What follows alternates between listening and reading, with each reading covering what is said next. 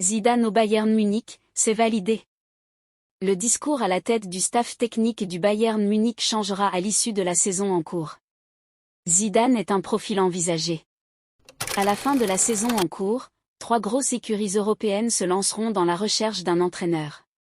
Il s'agit entre autres du FC Barcelone, qui va se séparer de Xavi Hernandez, de Liverpool qui sera orphelin de Jürgen Klopp et le Bayern Munich, qui se retrouvera sans Thomas Tuchel. Tuchel quitte le Bayern.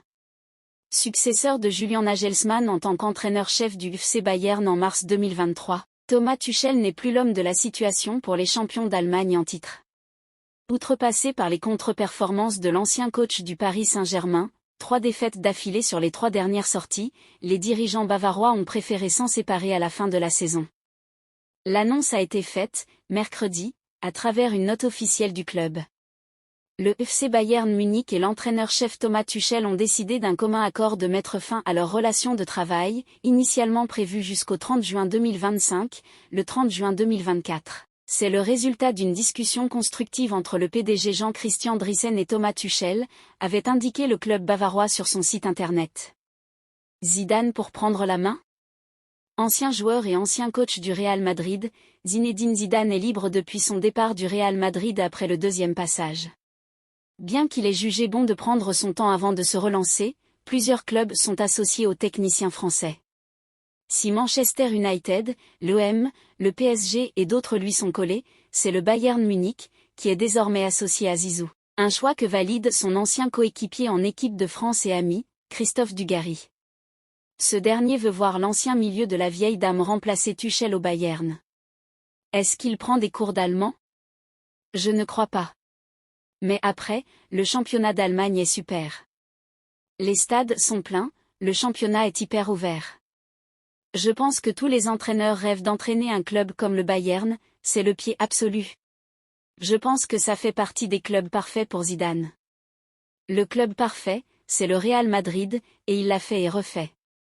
Après, est-ce qu'il a envie d'y aller ? Je n'en sais rien, a-t-il déclaré sur les ondes de RMC. Ça sent très mauvais pour Griezmann. Antoine. Cette saison, Antoine Griezmann figure parmi les meilleurs joueurs de la planète.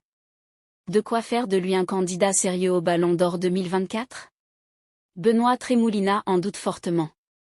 Après un passage compliqué du côté de Barcelone, Antoine Griezmann est revenu à l'été 2021 dans son club de cœur, l'Atlético Madrid, où il brille de mille feux cette saison.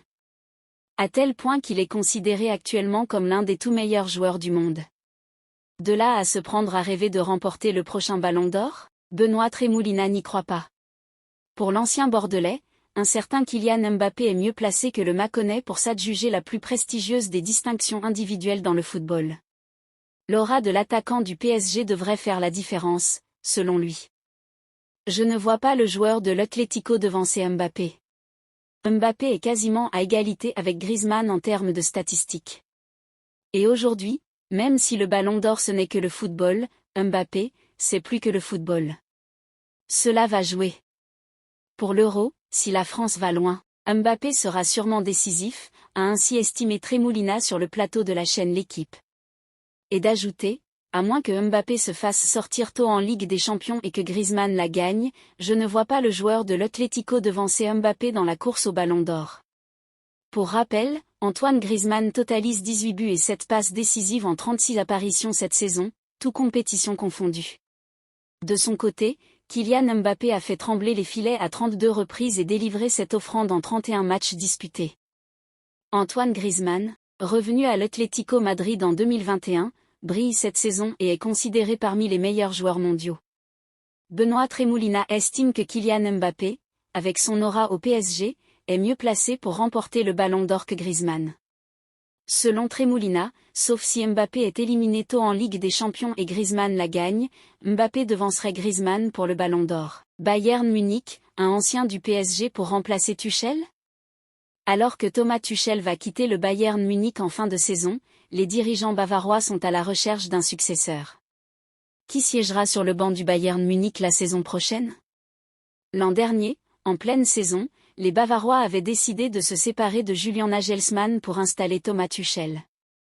Le technicien allemand chutait face à Manchester City mais réussissait finalement à remporter la Bundesliga au bout du suspens grâce à un ultime faux pas du Borussia Dortmund lors de la dernière journée. Mais cette saison, il vit un nouvel exercice compliqué, se retrouvant distancé par le Bayer Leverkusen et au bord du précipice en C1, plongeant l'écurie dans une grosse crise.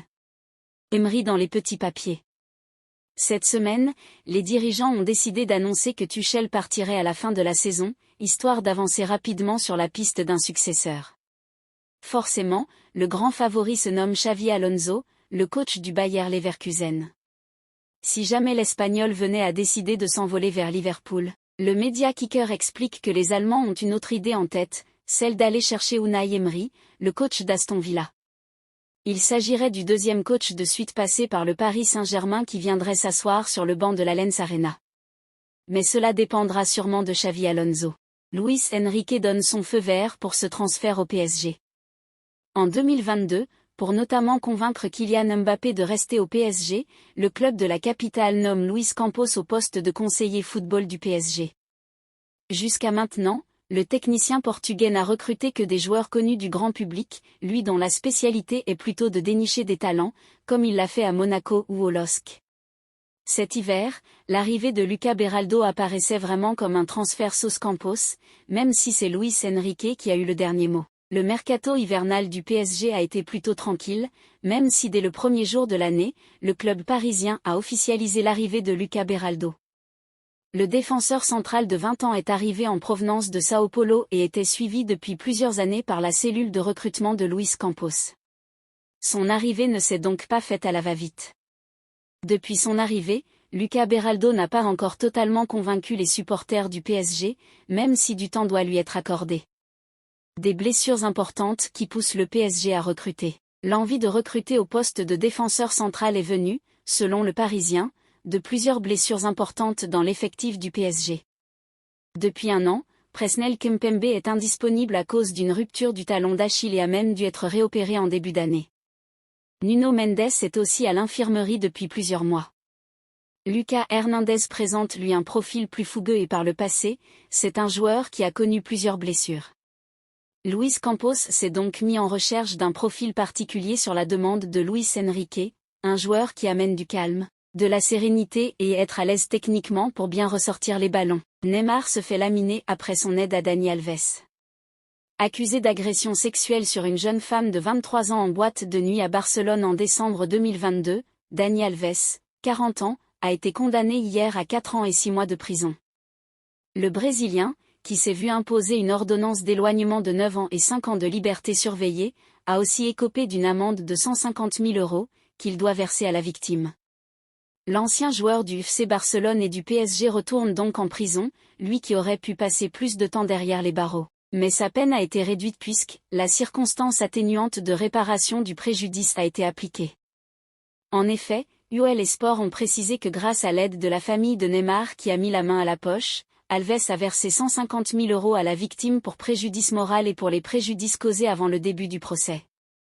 Un coup de pouce qui a donc été le bienvenu pour le Brésilien, qui risquait jusqu'à 9 ans de prison. Mais l'aide généreuse du clan Ney n'a pas été du goût de tout le monde. Dans les colonnes de AS, Gleisi Hoffmann, présidente du Parti des travailleurs au Brésil, a explosé contre l'attaquant d'Al Hilal. La condamnation du violeur Daniel Alves est pédagogique et exemplaire. Elle montre que la société ne tolère plus les comportements sexistes et misogynes. Ce qui est absurde, c'est qu'il a emprunté de l'argent à Neymar, afin de payer des compensations et réduire la peine, ce qui ne résout rien pour la victime, n'efface pas ses souffrances. Elle ne comprend pas l'intervention des proches de Neymar. C'est aussi le cas de nombreux Brésiliens, qui ont taclé la star de la Seleção sur les réseaux sociaux. L'un d'eux a notamment écrit que Neymar a aidé un violeur à réduire sa peine. Une nouvelle polémique dont Ney se serait bien passé.